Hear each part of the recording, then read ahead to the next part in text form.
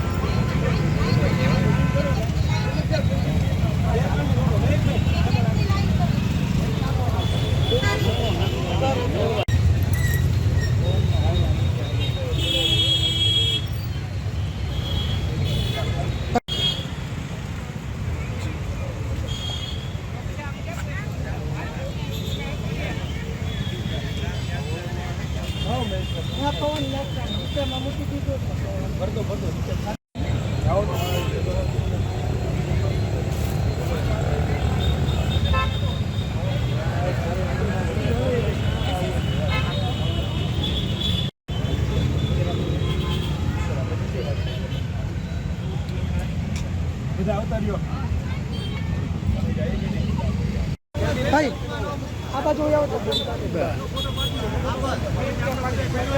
હાથ પાછળ રાખ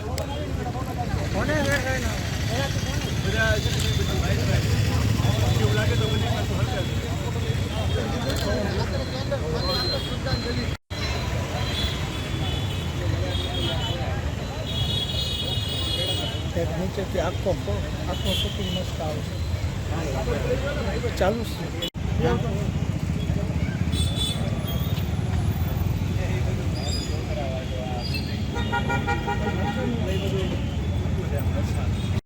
ગઈકાલે રાજકોટ મુકામે માનવ સર્જિત એક દુર્ઘટના બની છે. અત્યંત દુઃખદાયક અને કરુણાદાયક ઘટના બની છે. મૃત્યુ સહજ હોય પણ આમાં એક પણ વસ્તુ સમજતા નથી અને દુઃખની વાત એ છે કે મૃત્યુ પામનાર માણસોને બચવાનો કોઈ સમય જ રહ્યો નથી. જે વ્યક્તિઓએ પોતાના શરીર ગુમાવ્યા છે, જીવ ગુમાવ્યો છે, એ બધાના આત્માને ભગવાન પરમ શાંતિ આપે અને ભવિષ્યમાં આવી ઘટનાઓ ન બને એ માટે લોકો જાગૃત થાય. કારણ કે સાચી શ્રદ્ધાંજલિ આ મૃતાવત માણસ આપણે શું શ્રદ્ધાંજલિ આપી શકીએ, પણ સાચી શ્રદ્ધાંજલિ તો એ ગણાશે કે દરેક નાગરિક સમજે કે આટલી બધી અનીતિ ન કરાય.